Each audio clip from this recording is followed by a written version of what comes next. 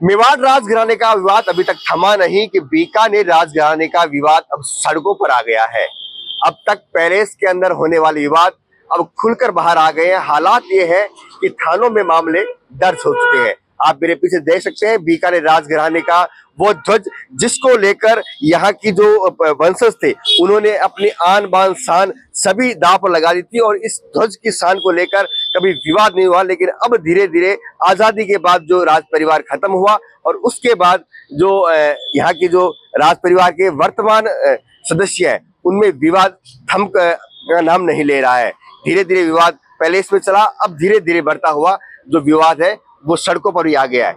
बात करें हम बीकानेर राजघराने की तो ये विवाद है कि बीकानेर ईस्ट की जो विधायक सिद्धि कुमारी और उनकी बहन ने अपनी ही भुआ और अन्य 7 लोगों पर मामला दर्ज कराया है कि ट्रस्ट में उन्होंने खुर्द-बुर्द किया है। आपको बता दें बीकानेर राजघराने के 4 ट्रस्ट है और उनकी चेयरपर्सन हाल ही में बीकानेर विधायक इष्ट की और पूर्व राजकुमारी सिद्धि कुमारी मई 2024 में उनकी चेयरपर्सन बनी थी और चेयरपर्सन बनने के बाद जब उन्होंने पदभार ग्रहण किया तो उन्होंने आरोप लगाया कि जब उन्होंने ऑफिस में जाके देखा तो नकदी जरूरी दस्तावेज व अन्य चीजों को खुर्द-बुर्द किया है। इसी को लेकर उन्होंने अपनी भुआ राजश्री और अन्य 7 पर मामला बीसवाल थाने में दर्ज करवाया है। तो वहीं दूसरी ओर लालगढ़ पैलेस परिसर में संचालित लक्ष्मी निवास होटल के संचालकों ने भी राजकुमारी सिद्धि कुमारी और विधायक सिद्धि कुमारी कह सकते हैं उन पे भी मामला दर्ज कराया है कि उनकी जो लीज थी वो उनके पिता तत्कालीन महाराजा नरेंद्र सिंह से 19 साल की 3 किस्तों में कुल 57 साल की ली गई थी। लेकिन उनके रुपए 50 लाख को तत्कालीन समय में दे भी दिए गए थे, लेकिन सिद्धि कुमारी और उनकी बहन द्वारा करोड़ों रुपए उनसे डरा धमका कर ऐंठे गए हैं। तो जो काउंटर जो केस हुआ है वो भी बीसवाल थाने में भी दर्ज किया गया है। अब ये देखा जा रहा है कि बीकानेर राजघराने की जो विवाद अब तक पैलेस के अंदर चलता था वो अब भुआ और भतीजियों के बीच में खुलकर सामने आ गया है।